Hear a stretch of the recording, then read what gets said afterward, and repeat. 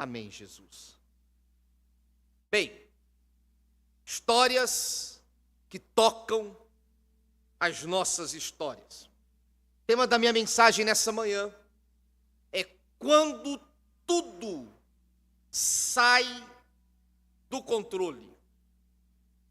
O que fazer quando a vida te pega de surpresa? Os irmãos sabem que já há alguns meses nós estamos falando sobre histórias que tocam as nossas histórias. Temos falado sobre histórias bíblicas que nos confrontam, nos identificam e nos transformam. Iniciamos em Gênesis, passamos pelo deserto e sua travessia, pela conquista de Canaã, pelo período dos juízes, pelo período da monarquia em Israel. Chegamos em histórias registradas nos livros dos reis. Falamos domingo passado sobre a história do profeta Jonas. E hoje chegamos à história de um personagem que talvez seja uma das histórias mais relevantes de toda a Bíblia Sagrada, que é a história do Jó. E antes de entrar na história precisamente do Jó, te faço uma pergunta. Você já foi pego de surpresa alguma vez na vida? Alguma vez na vida algo te surpreendeu de forma acachapante? Porque a vida nem sempre nos deixa preparados para o inesperado. Todos nós, em algum momento, já fomos surpreendidos por uma situação que mudou a nossa vida por completo. Um diagnóstico, uma perda, uma crise, uma mudança e uma situação repentina que virou a sua casa, a sua história, a sua cabeça, de cabeça para baixo. E é exatamente nesses tempos, nesses dias, nessas estações, que nós vamos nos conhecendo. É quando a surpresa, o inesperado nos atinge. Nós nos conhecemos um pouco mais. Conhecemos um pouco mais dos nossos limites.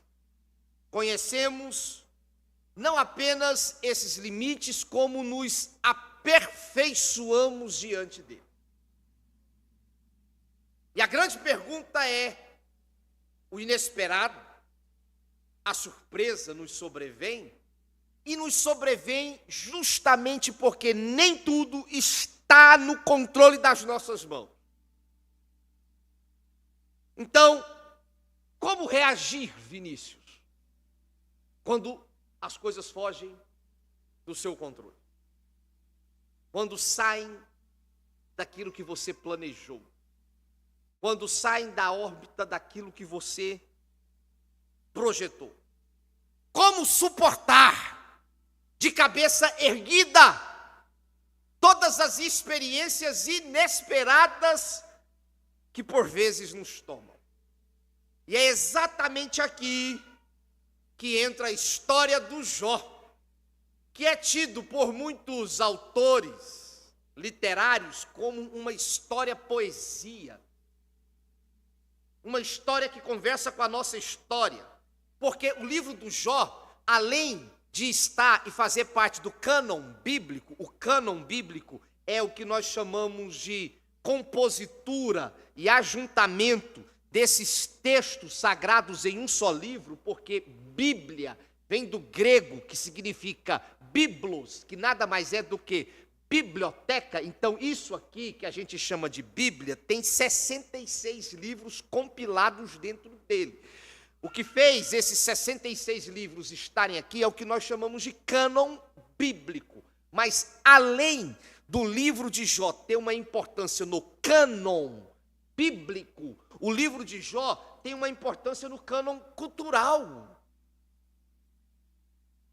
como um dos textos mais belos de toda a história humana, mais visceral, mais potente, de modo que os críticos literários, quando eles enumeram a lista de grandes obras da humanidade, lá também está o livro de Jó. Então ele é um monumento de beleza literária que fala conosco, que toca a nossa história, porque além de ser poeticamente profundo, a história do Jó é intensa e revela a nós mesmos. Quem aqui nunca leu o livro de Jó, ouviu a história do Jó que não ficou arrebentado, que não foi sacudido por essa história? O que nós podemos aprender com a história do Jó, que toca a nossa história? Primeiro, em Jó nós temos um homem de fé, e de fé madura. A fé madura não nos torna imunes ao inesperado. Quando você lê o primeiro capítulo de Jó, e do verso 1 ao 5, depois do verso 13 ao 19, o capítulo 1, de uma forma geral, você percebe algumas características do Jó. O verso 1 que nós lemos fala de aspectos da integridade do caráter do Jó. Mas o Jó, por exemplo, ele é alguém que, do ponto de vista daquilo que julgamos como sendo riqueza, ele tinha tudo. O Jó tinha uma família que, digamos assim, era uma família estruturada. O Jó tinha 10 filhos, 7 homens e 3 mulheres. Um desafio. Eu, por exemplo, Bruno, tenho 2 filhos. E tem dia que a Gra fala, meu bem, a vontade que me dá é de sair na rua gritando. Porque um mexe de um jeito, o outro mexe do lado. E aí um fica com ciúme. E aquela gritaria, e aquela barulheira. Imagina 10 filhos dentro de casa, Mateus. Tá certo, a minha avó materna teve 12 filhos. Meu avô paterno, a minha avó paterna teve 6. Mas aí a geração 80 e 90, como sou eu, por exemplo, de 1985, dessa geração de 80 para cá, a produção diminuiu. Mas você ter 10 filhos e criar 10 filhos é um baita de um desafio. E os filhos de Jó iam às casas uns dos outros, faziam banquetes, cada um por sua vez, mandava convidar as irmãs para comerem, beberem com eles. Então, os relatos bíblicos da família do Jó é de festa, é de banquete, família grande, mesa posta, mesa farta, riso, brincadeira, alegria e amor. É ou não é uma riqueza isso? Você poder reunir a sua família, você como pai e mãe, ver os seus filhos se confraternizando entre si. O Jó tinha isso. O Jó era também um homem rico financeiramente. cabra tinha 7.000 ovelhas. 3.000 camelos. 3.000 camelos. 500 juntas de boi. E 500 jumentas. Um cara rico. Era um cara que tinha gente para servi-lo. Ele tinha vários servos. O que, no contexto cultural, implicava em autoridade, prestígio, poder, sucesso. O Jó era considerado o maior de todos do Oriente. Então você olha para uma biografia como essa, você pensa, um cara tem uma família estruturada, o cara tem dinheiro, o cara tem prestígio, o cara tem status, o cara tem poder, e o cara ainda era um homem de Deus. Ele tinha uma espiritualidade extremamente ativa. Quando ele encerrava o ciclo de banquetes, ele chamava os filhos dele e os santificava. Ele levantava de madrugada. Levantava de madrugada para orar pelos filhos, para oferecer sacrifícios. Porque ele ainda pensava, pode ser que eu não saiba, pode ser que eu não tenha conhecimento, mas vai que os meus filhos tenham pecado, eu já vou oferecer sacrifício em favor da vida deles. Então você olha para uma vida como essa, é a imagem da vida perfeita. É a imagem da vida que muitos de nós desejamos ter. Porém, mesmo sendo esse homem íntegro, olha como o verso 1 descreve o Jó. Homem íntegro, reto, temente a Deus e que se desviava do mal. Mesmo tendo todas essas virtudes, o Jó não estava imune ao inesperado, como eu e você também não estamos. E aí ele vai sofrer uma série de provações na vida dele. Ele experimenta perdas sucessivas, que vão desde os bens que ele tinha, ao rebanho, aos servos e, por fim, dos filhos. Imagine você ter prestígio, poder, autoridade, ter bens, prestígio, riqueza, e aí, de repente, tudo isso se esvai. É o que está acontecendo com o Jó.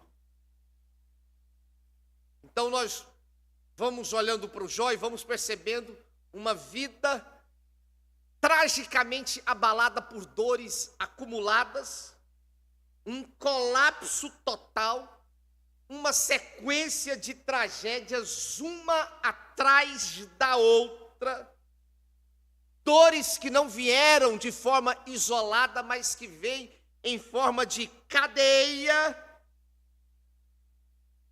daquela fase, não sei se você já passou, mas sabe aquele momento que parece que está dando tudo errado na sua vida? Problema na família, problema financeiro, tudo dando errado. Tudo que você tenta não dá certo. Então é o Jó passando por esse momento na vida dele. Porém, como eu disse para os irmãos, a fé de Jó era uma fé madura. E a fé madura, ela não nos torna imunes ao inesperado por algumas razões simples. A nossa segurança não está naquilo que a gente tem.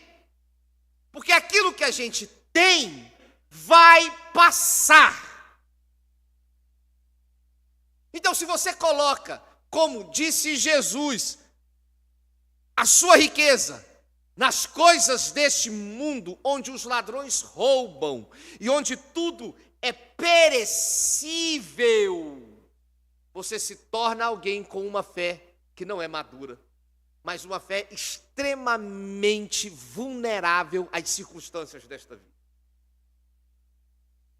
Porque a vida pode, e na maioria das vezes a vida muda, sem aviso. Domingo passado, a pregadora que ministrou aqui, ela diz, olha, quando eu tive a minha terceira filha, mesmo fazendo todos os diagnósticos médicos preventivos, nós fomos descobrir que ela tinha uma síndrome depois do nascimento. E aquilo, inevitavelmente, virou a minha vida de cabeça para baixo. Como eu reagiria, como eu viveria depois desse acontecimento. Então, quando você acha que tem o controle sobre todas as coisas, a vida vem e nos mostra que o nosso controle, ele é limitado, ele é ilusório. Em que você tem colocado a sua segurança? Uma fé madura é uma fé que nos prepara para o inesperado, porque nós não estamos imunes ao inesperado. E ela nos dá a consciência de que nem todo caos e nem toda tragédia que a gente enfrenta na vida é abandono de Deus. As nossas tribulações, as nossas provações não significam ausência de Deus. Segundo, a fé madura é aquela fé que não nos torna imunes ao inesperado. E, em segundo lugar, a fé madura é aquela que permanece. No verso 20, Jó faz uma das declarações mais belas do ponto de vista poético. E mesmo diante de todas essas tragédias que ele está experimentando, ele declara dizendo o seguinte: nu saí do ventre da minha mãe, e nu eu voltarei. O Senhor deu, o Senhor tomou. Bendito seja o nome do Senhor.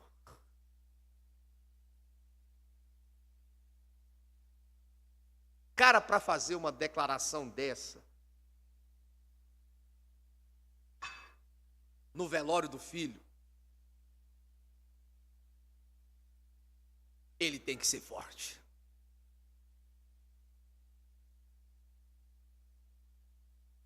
Cara, para fazer uma declaração dessa,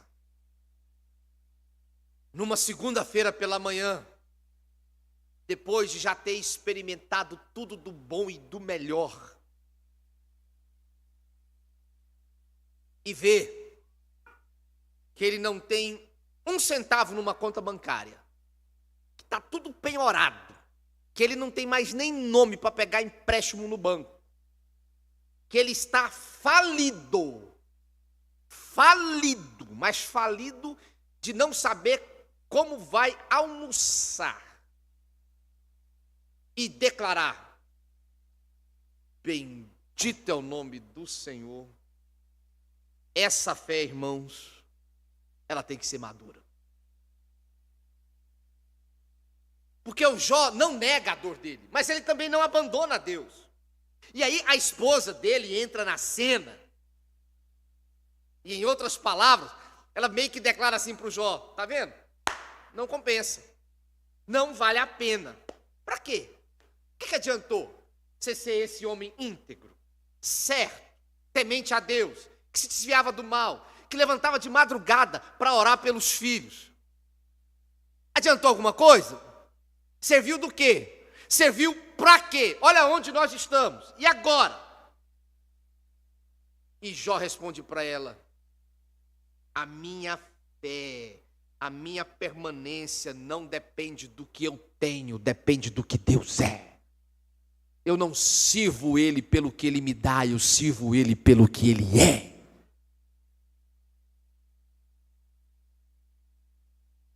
Alguém já disse que o tempo é o senhor de todas as coisas. E eu quero dizer para você, meu irmão, que o tempo da dor não é o tempo de Deus. E eu sei que no momento de dor e no momento de sofrimento, a nossa percepção de tempo, ela é impactada, porque quando a gente está submerso em uma dor, parece que o tempo não passa. Parece que uma noite é um ano. Parece que um ano são 10 anos. Mas eu quero dar uma palavra de Deus para você. Eu sei que doeu, eu sei que dói, mas vai passar. Porque o choro pode durar uma noite, mas a alegria vem ao amanhecer. Você pode aplaudir a Jesus por isso?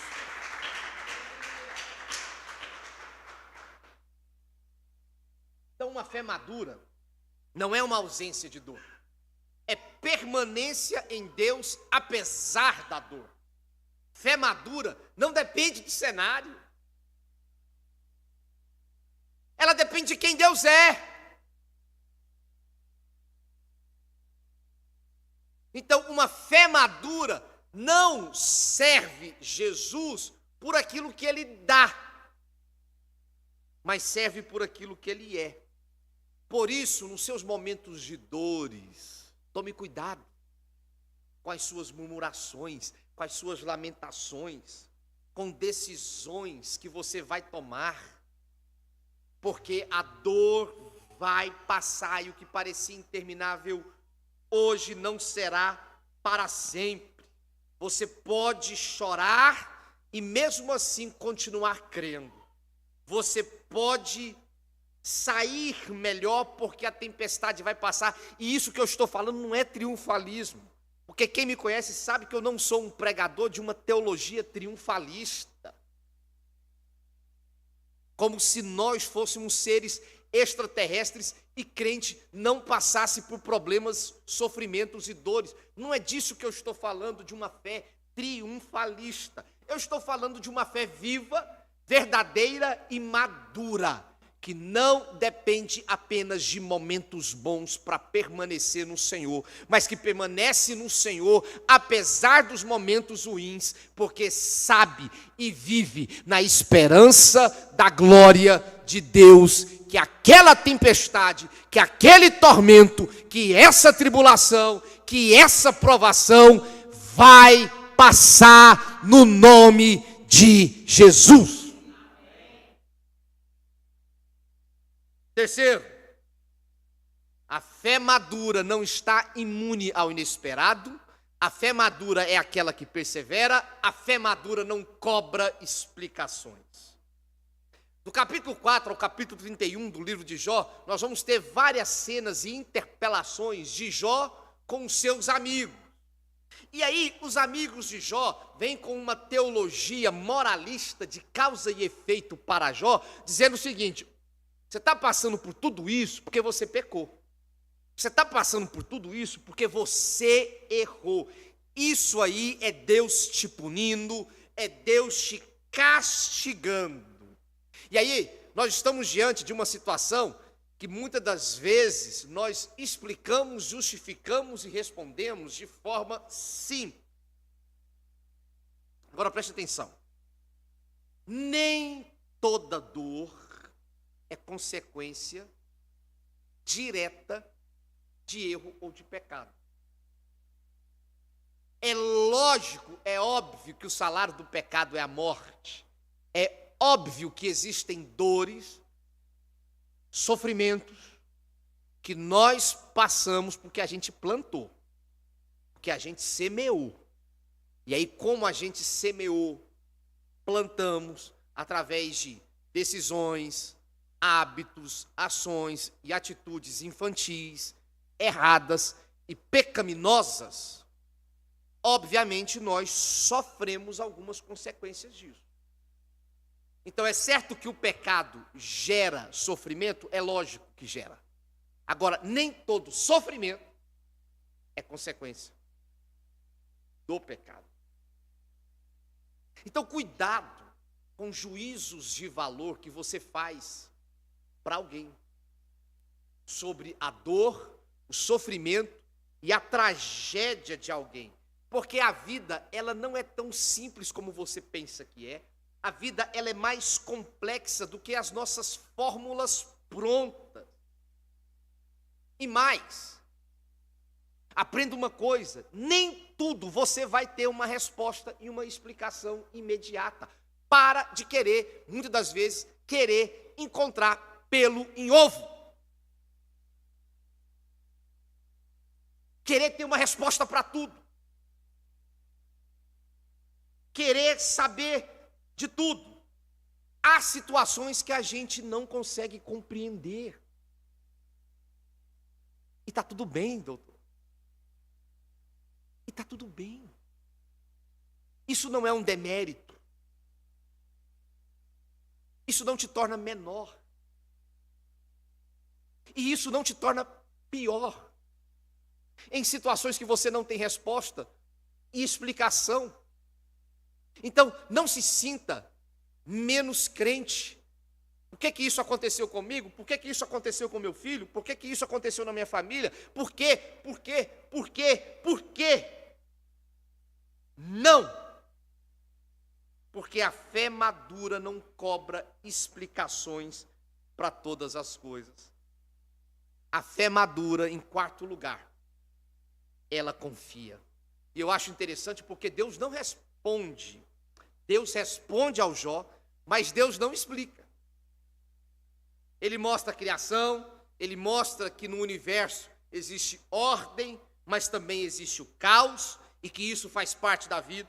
Ele mostra a grandeza, o mistério, e Deus nem sempre responde o porquê, mas ele revela quem ele é. E aqui está a fé madura, porque a fé madura é confiar mesmo em meio à dor. Fé madura é confiar mesmo sem entender. Eu não sei, eu não entendo, eu não compreendo, mas eu confio. Porque nem tudo pode ser compreendido, mas tudo pode ser confiado a Deus. Quando não há respostas, Deus oferece presença. E sabe de uma coisa, irmãos? É disso que eu e você precisamos. A gente não precisa de resposta para todas as coisas. O que a gente precisa é da presença de Deus. Quando Jesus disse para os seus discípulos, em sua despedida, ide por todo mundo e pregai o evangelho a toda criatura, Jesus não deu todas as respostas. Mas ele diz, eis que estou convosco, até a consumação dos séculos. Porque o que eu e você vamos precisar nessa vida é da presença de Deus do nosso lado. Mesmo no meio dos choros, das perguntas, das dúvidas, inseguranças e incertezas, o que nós precisamos é de Jesus do nosso lado. Quinto e último, a fé madura gera transformação, não apenas restauração. E aí mesmo um cara como Jó, com todos esses requisitos,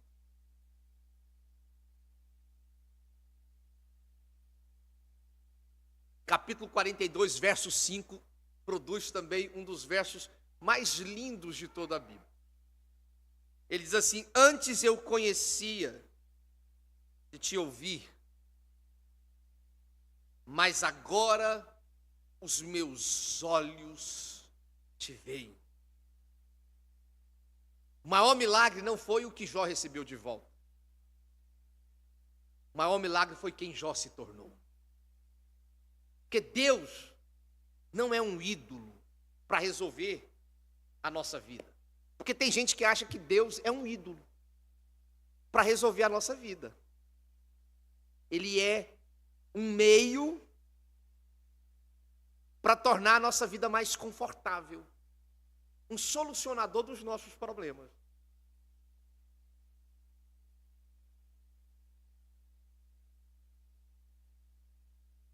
Deus não é um solucionador de problemas.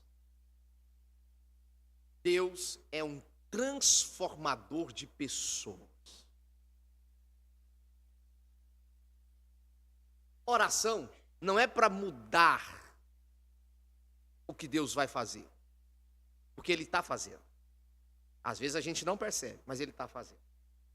Oração é para mudar o nosso coração em relação aos problemas, nos tornar menos ansiosos, mais leves e tranquilos, na certeza de que Ele, deixa eu te falar uma coisa, Ele está cuidando de você. Você pode se colocar em pé? Como eu disse para os irmãos, a vida não é muito simples, a vida é complexa. Nem tudo tem resposta.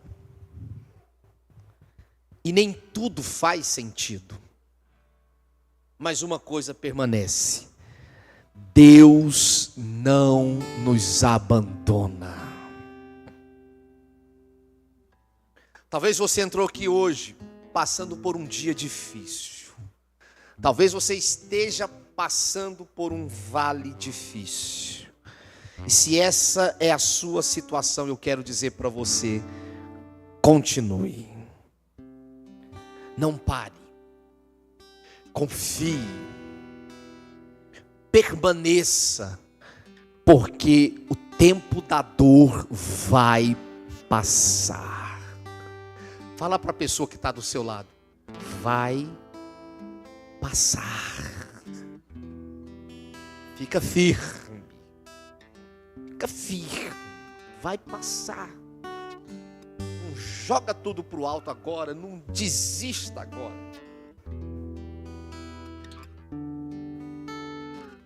Talvez você está me vendo agora e acordou hoje decidido a se matar. E eu quero dizer para você, meu amigo, minha amiga, vai passar. Respira fundo, conta até 100,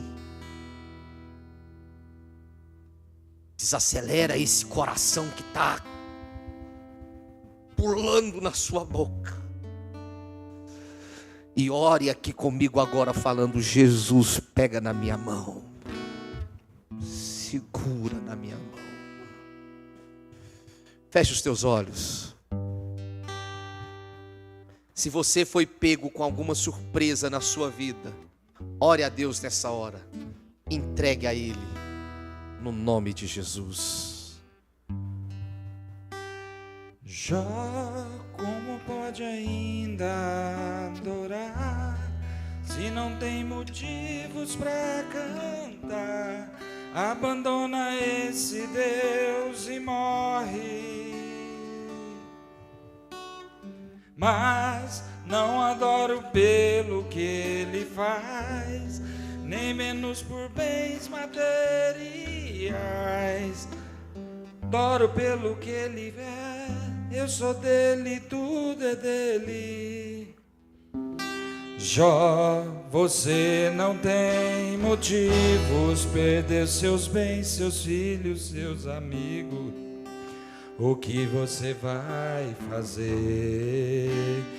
Eu vou adorar, simplesmente adorar.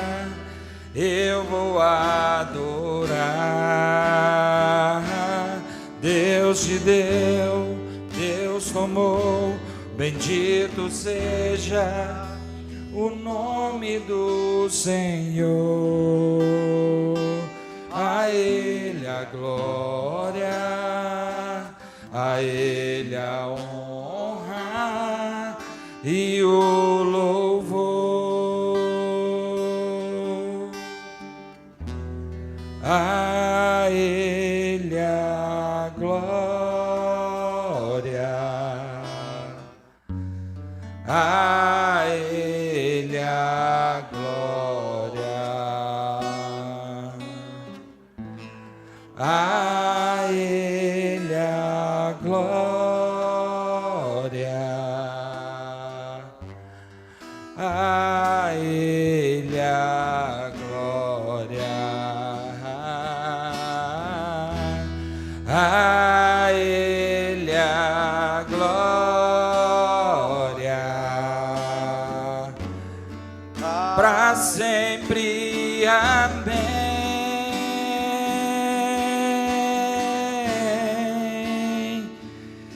Deus me deu, Deus tomou, bendito seja o nome do Senhor. A Ele a glória, a Ele a honra e o louvor. Senhor, a vida, Senhor, a nossa vida,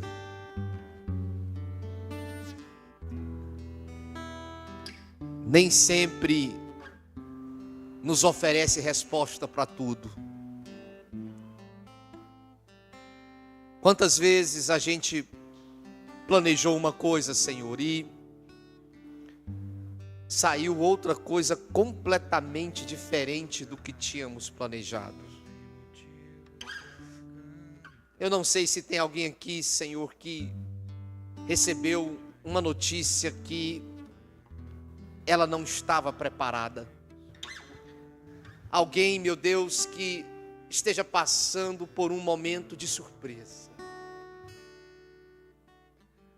Ó Senhor, o nosso coração é tão pequeno, a nossa fé é tão pequena, as nossas dúvidas nos consomem, as nossas ansiedades, os nossos pânicos, as nossas inseguranças, às vezes nos torna escravos daquilo que a gente não queria ser. Quantos de nós, ó Pai, não estamos conseguindo dormir, com o coração acelerado, e pedimos ao Senhor nessa hora: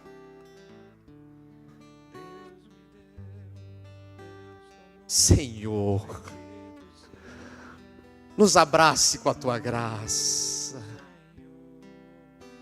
Eu sei que está difícil, eu sei que está doendo, eu sei que não é fácil. Nós somos seres humanos, mas nós pedimos ao Senhor: nos abrace com a Tua glória, porque bendito é o nome do Senhor, e nós não vamos parar de Te adorar. Jamais vamos parar de Te adorar. Que o Senhor te abençoe e te guarde. Que o Senhor faça resplandecer o teu rosto sobre ti. Que o Senhor tenha misericórdia de ti. Que o Senhor abençoe os teus filhos. Que o Senhor abençoe os filhos dos teus filhos. Que o Senhor te dê a paz. Vai na bênção.